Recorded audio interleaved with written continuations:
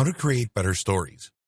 At this point, you understand the benefit of using stories, and you understand how to use them on the three biggest platforms. There are more we haven't looked at yet, YouTube Reels for example, but that covers the big places that you should be spending most of your time and energy.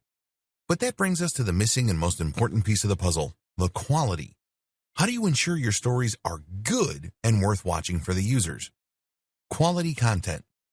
Before we get into the technical details, it's first important to consider the very concept of your story. Is this something people want to see? Are you overdoing it? Quantity and regularity are a big consideration for many creators making social media stories. So then just how often should you post and at what time of day? As for quantity, the general advice for social media in general is that you should post once or twice a day. This has been shown by studies to be more effective than posting either more or less regularly. The problem with this, however, is that stories work differently from other posts, and so we can't extrapolate this information. Whereas posts to your main feed risk clogging up users' feeds and becoming irritating, or simply being buried and therefore gaining no benefit, posts to your story will appear at the top of the page and not in a queue. Moreover, while Instagram and Facebook use complex algorithms that favor the individual user in order to determine which posts to show, this is not how stories work. Stories are far more weighted by chronology, meaning in other words that the most recent story is the one that you will be shown first. And that means that you can more easily get seen if you post more regularly. This way, you'll be the first story presented when more people open up their phones, in turn meaning that you'll get more eyeballs on your content. Don't go crazy, but there's no reason not to post 10 times in a row if the idea you're trying to get across benefits from it. Don't do this all the time, though, or your viewers might still judge you. As for timing, the best time to post is just when people will be getting home from work. That means roughly 6 p.m. in your local area, but you'll need to be strategic to target the most countries possible if you have an international brand. What to post about? This is the other big question to ask yourself when posting stories. What is this about? Is it well suited to the format? Should you be posting it at all?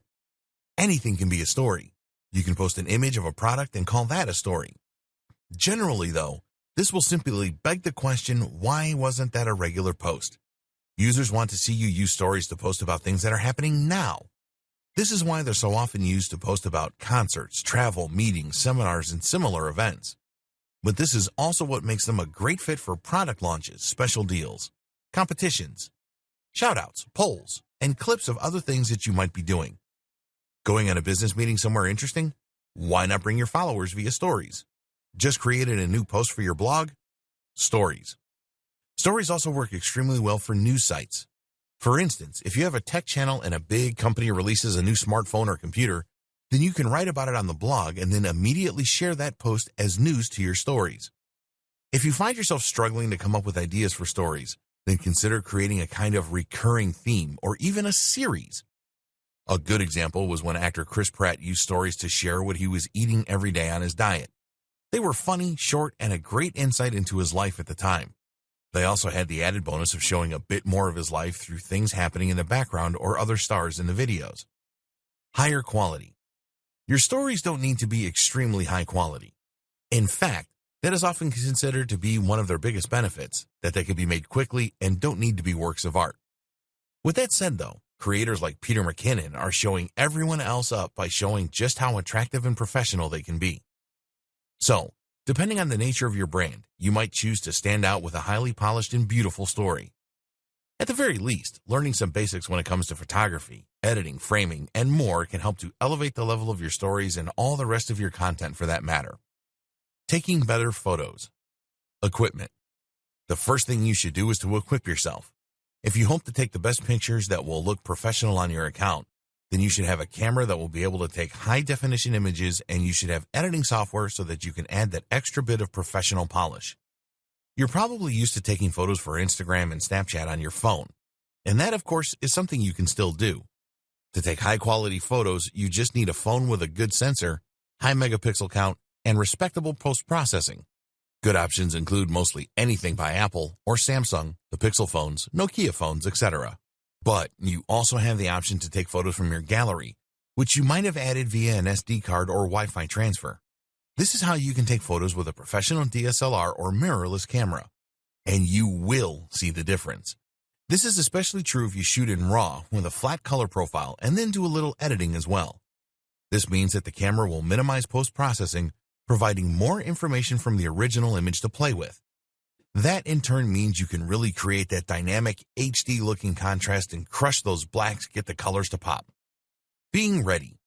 If you run a business with a social account, then you should be constantly ready to capture images when the opportunities present themselves. For instance, when I sold my old car in cash not long ago, I took the opportunity to photograph the money in a range of scenarios ready for potential use on my money-making channel. Likewise, you might find when you're on a walk that you see a great cityscape which could be used in a range of generic motivational posts. Make sure you have your camera on you at all times and that you are actively looking out for great photo ops so that you can create a great resource to draw on in the future. This is another thing to consider. The photos don't need to be posted as soon as they're taken. You can post photos from months ago or even post photos and videos from stock video or photography sites. This lets you create more content more affordably. Framing and depth.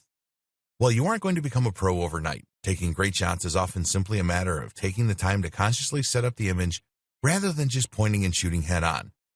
Think, for instance, about your foreground and background image elements, and about whether having a leaf in the foreground could help to create more of a sense of three-dimensional depth. Meanwhile, look for things like paths and lines that can draw the eye in, and think about elements that can frame the action. You don't necessarily need professional lighting equipment meanwhile, but thinking about the angle you take the shot in relationship to the natural light sources can make a big difference in just a few seconds. Just take a bit more time and think about your composition, as well as your subject, and your photography will improve greatly. All these things are things you can learn with time, but if you make an effort to up your game, you'll see the responses becoming more popular too. Advanced technique in selling. There are many more advanced techniques and strategies that we have yet to cover. In this video, we'll take a look at some of them, as well as how you can leverage the most powerful in order to drive far more direct sales. Mini slideshows. One of the great things about stories is the way that they naturally stitch together and play in sequence. This means that if you are thoughtful about which of your images you post in which order, you can turn your content into kind of a slideshow or video. This is a particularly popular way to promote articles, for instance. Here, each story might consist of a caption from your article or a key point that has a kind of cliffhanger and picture as a backdrop. The user would keep tapping through the stories to keep hearing more and to be guided through the narrative. It's an excellent strategy for engagement and for driving more people to an article. Instagram albums. One relatively new feature from Instagram is the ability to save photos from your stories onto your regular post grid as albums. Once you've saved a story or you decide you want to post it normally, you'll be able to select up to 10 of those images and videos and then post them as an album. This is a way to contain a whole story in a single node, perhaps an experience such as a trip abroad or a concert. This has the appeal of letting you turn your hard work into something more permanent and concrete. And of course, there is potential marketing value from these albums that extends beyond the life of a single post. Some say it cheapens the concept, but seeing as it's an optional feature, it's hard to argue with it. Selling. The main objective of any form of marketing is, of course, to sell, and converting that hard work into sales can sometimes be difficult, especially owing to some of the limitations of the platform. For example, Instagram does not allow you to include the swipe up to buy option through stories unless you have enough followers.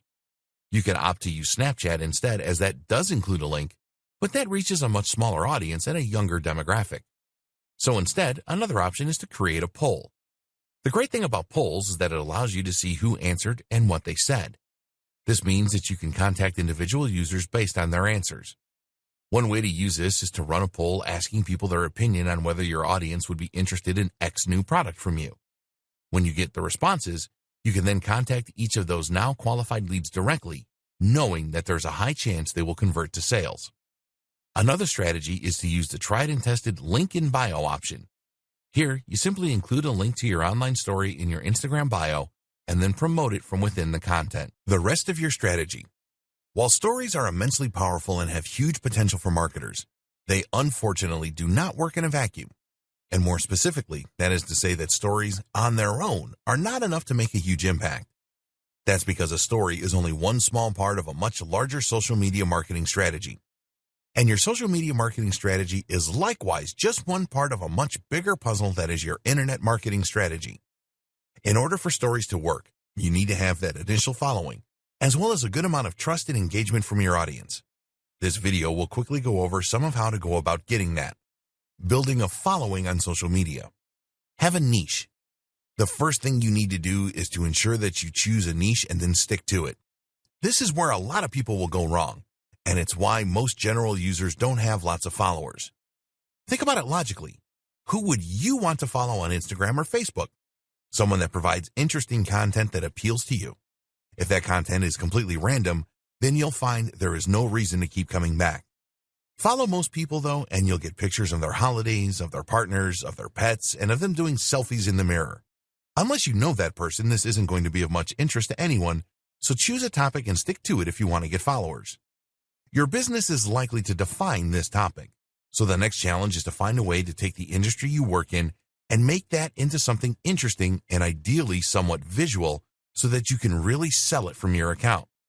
This is where many businesses struggle.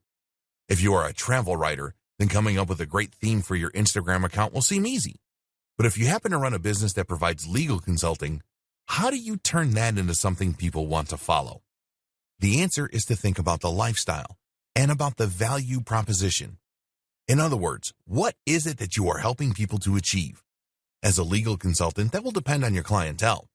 If you are marketing to businesses, then that might mean helping people to achieve their dreams and find success. If you are marketing to families, then it might mean helping them to achieve security financially. This then can provide the tone and topic for your photos. Are these images of people doing business, of tips for small companies, or are they images of families and activities for families? Either can work, and from there, the stories will then share a little of your personality and behind the scenes. This is the cherry on top of the cake. Have a strong brand. What's also crucial for your stories, for your social media marketing, and for your marketing as a whole, is to set out with a strong brand. Remember, the big advantage of stories is to let people get to know you more as a brand, to let them feel closer to you and to build trust and engagement. This works a lot more effectively if the brand is something that people can really get behind. Note here the important distinction between a brand and a logo. A brand is much more than a logo. Your branding starts when you identify your mission statement. What is your business set out to help and how? What are your values? Take a look at the best business accounts on Instagram and you'll see that they all have a clear message and objective. If we go back to the 1,000 true fans concept, you essentially need to be more than just a business in order to establish those real fans. No one is a fan of their heating company, but you get genuinely fans of Apple. The thing is, there's no reason you can't be a fan of a heating company. Not if that company stands for being eco-friendly, being simple for customers, being convenient. Not if that company also does other interesting things and has a stellar social media account. Know your audience. Don't try to cater to everyone, and know what you're here to do.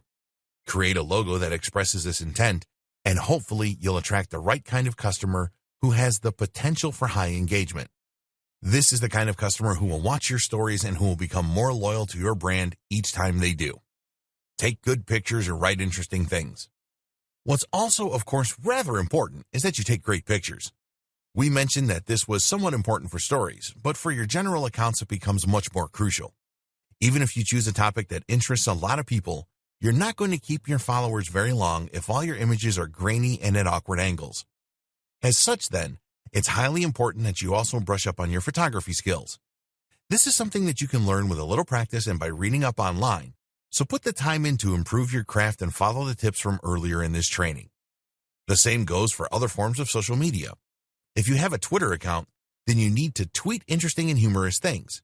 If you have a Facebook page, then make sure that you are sharing interesting content relevant to your audience through it. The big takeaway: offer value. Make sure you are providing a good reason for people to follow you. Too many brands, especially older corporate businesses, will make the mistake of only ever posting about their own services or industry. Again, this is something that they think makes them somehow more professional, and they are often afraid to venture outside of that comfort zone. But think realistically. How likely would you personally be to want to follow an account that only ever posted about how effective its EPOS system is? You need to provide good content to ensure that the next time you post, your followers want to look. And remember, engagement is more important than followers. Be active and consistent. Of course, people are also going to stop following you pretty quickly if you never post, so you also need to make sure that you use the site often if you want to gather some momentum. And better yet, be active in liking other people's photos and posts too, and commenting. That way, people will come to see who like their pictures and you'll bring in lots of new visitors. Try to get into the habit of posting once or twice a day, and where this isn't possible, use automated systems and scheduling apps to keep a steady flow of content to your channel even in your absence. Tags. Finally, you need to make sure that people can actually find your site in the first place, which is where using the right tags comes into place. Tags work in Instagram just the same way they work on Twitter. You use a hash next to the word that you think people are going to search for, and then that way people can start browsing by theme. This is similar to picking keywords and key phrases in SEO. You need to choose things that people are likely to look for and which the right people are going to look for. This requires you to think about what's always popular, what's currently in vogue, and also what people are likely to search for within your niche. As we've seen, using tags that aren't too popular is an important tip as well, to ensure that your content doesn't get drowned out right away. On Instagram in particular, users are allowed to include 30 tags with every post. Our advice: include all 30. Think of it as 30 free chances to play the lottery. There really is no reason not to take every opportunity. How to put this all into action. So now you know all the basics. You know how to set up your social media accounts for stories. You know how to post them, and you understand the benefits of the medium and why you should be using it. Now what's left is to understand how to put all this into action so that it works together with synergy. How do you integrate your stories into your campaign? An example. Let's take an example of a fitness brand. This fitness brand is the personal brand belonging to a sole trader that runs a blog and that sells personal training online. That seller is now going to use their social media platforms and their stories in order to reach the largest audience possible and engage with them on a deeper level. Start by creating your logo and your brand.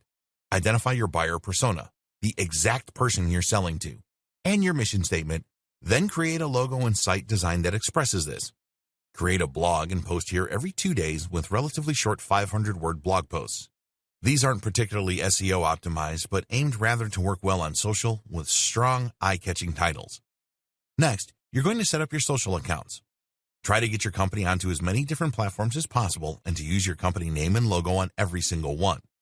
The objective is to be everywhere and to be as consistent as possible with the image you are putting forward.